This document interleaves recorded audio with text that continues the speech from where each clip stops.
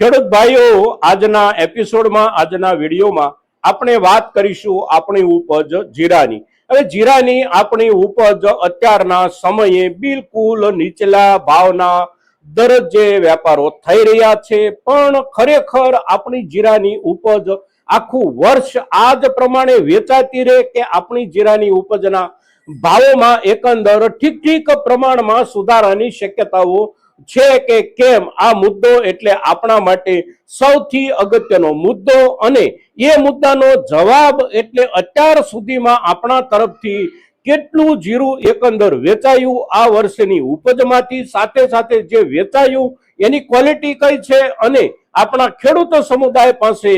સંગ્રહિત સંચિત ઉપજ હવે કેટલી રહી છે, સાથે સાથે વેપારી સમુદાય અને સંગ્રહ કરનારા જે કોઈ લોકો હોય એમની પાસે આ વર્ષની ઉપજમાંથી ખરીદી અને સાચવેલો સંગ્રહેલો જથ્થો કેટલો છે, અને બજારમાં જે ભાવો ચાલી રહ્યા છે એ સિવાય બજારની પાછળ આપણી જીરાની ઉપજ જે કાંઈ વેચાઈ રહી હોય આ જીરાની ઉપજના ભાવોનું લેવલ ખરેખર શું છે અને એની બજારમાં ડિમાન્ડ કેટલી છે, કેવી છે, આ બધા મુદ્દાઓ એટલે આપણા જીરાની ઉપજના આવનારા સમયના સંકેતના મુખ્ય આધારો. મિત્રો, તો આજે આપણે જે કાંઈ ચર્ચા કરીએ છીએ એ ચર્ચા એટલે આ દરેક મુદ્દાઓના આધારે આગળના સમયમાં સંજોગો કેવા નિર્માણ થઈ શકે આપણા જીરાની ઉપજના ભાવના, એની ચર્ચા એટલે આજની આપણી જીરાની ચર્ચા. મિત્રો, તો આજના આપણા આ એપિસોડમાં, આ વિડીયોમાં આપ સૌ દર્શક મિત્રો અવશ્ય બન્યા રહેજો. નમસ્કાર ખેડૂત મિત્રો, જય કિસાન, જય ભારત. ખેડૂત ભાઈઓ, આજે તારીખ છે 17 મે 2026 અને વાર છે રવિવાર. રવિવારનો દિવસ છે અને આપણે ચર્ચા કરીએ છીએ એટલે આપણી ચર્ચાનો આધાર ગઈકાલે શનિવારના દિવસનું આપણું જીરાનું બજાર, શુક્રવારના દિવસનું જીરાનું બજાર કે વીતેલા આખા સપ્તાહ દરમિયાનનું આપણું જીરાનું બજાર, તો એકંદર ભાવોમાં કોઈ લાંબો ટૂંકો ફેરફાર આખા અઠવાડિયા દરમિયાન નથી, અને ભાવોનું લેવલ એટલે નીચલો દરજ્જો 3200 3300 રૂપિયાથી શરૂ થાય, અને માર્કેટિંગ યાર્ડમાં ભાવોનું લેવલ એટલે 4300, ઊંચામાં ઊંચો ભાવ થતો હોય ક્યાંક તો 4400 રૂપિયા. હવે એ સિવાય માર્કેટિંગ યાર્ડમાં જે કાંઈ વેપારો આપણા થઈ રહ્યા છે એ સિવાય જીરાના ભાવ અવશ્ય ક્વોલિટીના દરજ્જે અત્યારે પણ 5000 રૂપિયા ઉપર ખેડૂતોને મળી રહ્યા છે. 5000 થી લઈ અને 5500 રૂપિયા કે એનાથી પણ ઊંચા ભાવે કેટલાક ખેડૂતો પોતાની જીરાની ઉપજ વેચી રહ્યા છે, પણ આ ઉપજો માર્કેટિંગ યાર્ડમાં નથી આવતી. માર્કેટિંગ યાર્ડમાં આવતી ઉપજોના ભાવનું આ લેવલ છે, અને આ લેવલે આપણે જોઈએ તો છેલ્લા ઘણા બધા સમયથી બજાર ચાલી રહ્યું છે. હવે આગળના સમયમાં જે કાંઈ થવાની શક્યતાઓ હોય, જે કાંઈ થવા માટેના સંજોગોના સંકેતો હોય એની ચર્ચા કરીએ ત્યાર પહેલા પણ એક અગત્યનો મુદ્દો એટલે આપણા ખેડૂત સમુદાય પૈકી જે ખેડૂતો આ વર્ષની પોતાની જીરાની ઉપજ સાચવી, સંગ્રહી અને સારા બજારની રાહમાં છે, આવા ખેડૂતોમાંથી મોટા ભાગના આપણા ખેડૂતો એવા હોય છે કે એમને ક્યારેય પણ બજારમાં ભાવોનું લેવલ નીચું જતું રહે તો એનાથી ગભરાહટ નથી થતી હોતી. અવશ્ય કોઈ પણ ઉપજના વર્ષ દરમિયાન ક્યારેક 2 મહિના માટે, 3 મહિના માટે ભાવનું લેવલ નબળું રહેતું હોય છે, પણ આખરે જે ઉપજ અને જે ઉપજની જેવી જરૂરિયાત અને એની જેવી પ્રતિષ્ઠા હોય ઉપજની, એ પ્રમાણે ભાવોનું લેવલ પણ અવશ્ય બનતું હોય છે, અને એ જે બજારની પ્રક્રિયાઓ અને બજારની વાસ્તવિકતાઓ હોય એ વાસ્તવિકતાઓને સમજનારા ખેડૂતો પોતાની જે કાંઈ ઉપજ સાચવી અને અત્યારે બેઠા હોય આવા ખેડૂતોને કોઈ પણ પ્રકારની ગભરાહટ નથી હોતી, અને એમને સમયનો ખ્યાલ હોય છે, બજારનો નિરંતર અભ્યાસ હોય છે, એટલે એવા ખેડૂતો મોટા ભાગે વિશેષ ચિંતાથી ઘેરાયેલા નથી હોતા. પણ ચર્ચા થવી આપણી બધાની વચ્ચે, ખાસ કરીને ખેડૂતોની વચ્ચે ચર્ચા થવી ખૂબ જરૂરી હોય છે, અને ચર્ચા એટલે આવનારા સમયના સંકેતોની ચર્ચા. તો સૌ પ્રથમ આપણે વિડીયોની શરૂઆતમાં જે વાત કરી એ પ્રમાણે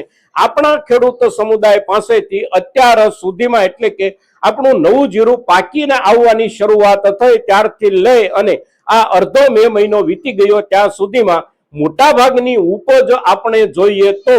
વેચી ચૂક્યા છીએ આપણે સિઝન દરમિયાન, અને જે કાંઈ આપણે વેચી છે ઉપજ એનો જથ્થો બહુ મોટો નથી, અને તેમ છતાં આપણી પાસે એટલે કે ખેડૂત સમુદાય પાસે હવે જાજુ જીરું સંગ્રહાયેલું છે પણ નહીં, અને એનું કારણ એટલે આ વર્ષે આપણા બંને રાજ્યોમાં જીરાની જે ઉપજ છે, જે પેદાશ છે, એનો જથ્થો બહુ ઓછો છે, એટલે કે છેલ્લામાં છેલ્લા અંદાજિત આંકડાઓ કરતા પણ જથ્થો અવશ્ય ઓછો છે, અને ઓછા જથ્થામાં પણ બેસ્ટ રેન્જની ક્વોલિટીઓ જે કાંઈ હોય, બેસ્ટ રેન્જની ક્વોલિટીઓ એટલે પ્રીમિયમ કે પ્રીમિયમ પ્લસ ક્વોલિટીઓ હોય તો એ માત્ર ને માત્ર 10-15% જેટલી જ ઉપજ આ વર્ષે પાકી છે, અને આ ઉપજ જે કોઈ ખેડૂતો પાસે પાકી છે આ ખેડૂતો માર્કેટિંગ યાર્ડમાં માલ લઈ અને શરૂઆતથી અત્યાર સુધીમાં બહુ ઓછા આવ્યા છે, અને એમાંથી પણ જે ખેડૂતોએ વ્યાપારો કર્યા હોય એ વ્યાપારો મોટા ભાગે ઘરે બેઠા જ પોતાના પરિચિત વેપારીઓ સાથે વેપારો કર્યા છે, અને ઊંચા ભાવથી અત્યાર સુધી વેપારો અવશ્ય કર્યા છે, અને અત્યારે પણ કરી રહ્યા છે સારામાં સારા ભાવથી. હવે આપણે આપણી ઉપજનો મોટો હિસ્સો વેચી ચૂક્યા છીએ એમ જ્યારે કહીએ છીએ ત્યારે આપણો વેચેલો જે જીરાનો હિસ્સો છે એ ક્યાં ગયો, એ જથ્થો ક્યાં ગયો? તો એ જથ્થો જ એટલો બધો મોટો નહોતો કે એનો કોઈ જગ્યાએ મોટા પાયે સંગ્રહ થયો હોય. સંગ્રહ કોઈ પણ જગ્યાએ આ વર્ષની સિઝનના જીરાનો મોટા પાયે નથી થયેલો. દરેક જગ્યાએ એટલે કે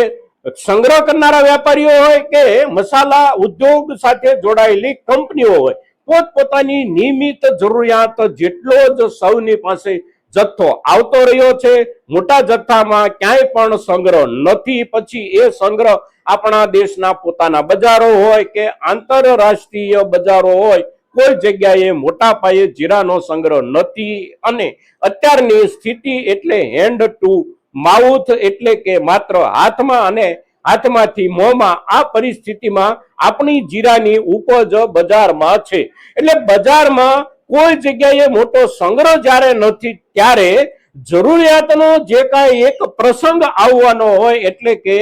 સામાન્ય રૂપમાં જે કાંઈ વપરાશ હોય એ વપરાશના આધારે પણ જ્યારે જરૂરિયાત થોડી મોટા પ્રમાણમાં ઊભી થાય ત્યારે અવશ્ય ભાવોમાં સુધારો બને છે. અને અત્યારના સમયે આપણે જોઈએ તો આપણા તરફથી અત્યારે જે આવકો થઈ રહી છે જીરાની બંને રાજ્યોની મળી અને માંડ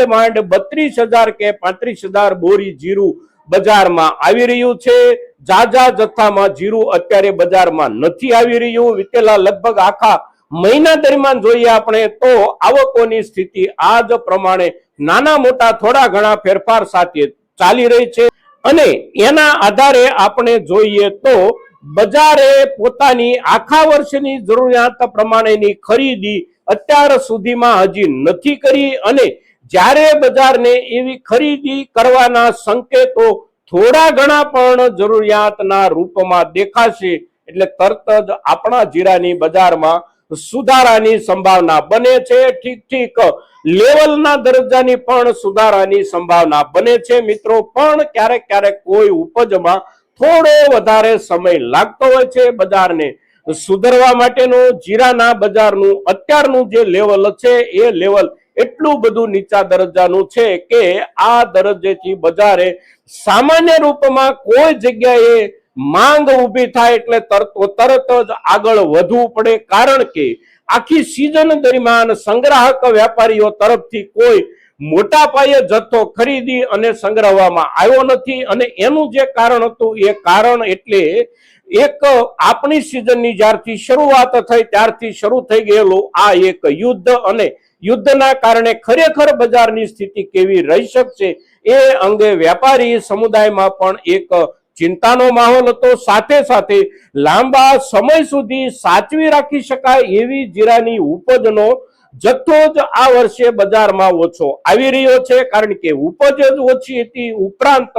જે ઉપજ હતી એ ઉપજની ક્વોલિટીનો દરજ્જો પણ સામાન્ય હતો, એટલે લાંબા ગાળાના સંગ્રહ માટે સાથે સાથે ઊંચા ભાવથી જ્યાં વેપારો થતા હોય એવી જગ્યાએ જે ક્વોલિટી મોકલવાની થતી હોય, જે ક્વોલિટી વેચવાની થતી હોય એવી ક્વોલિટી બજારમાંથી વેપારીઓને એકંદર બહુ ઓછી મળી છે. એટલે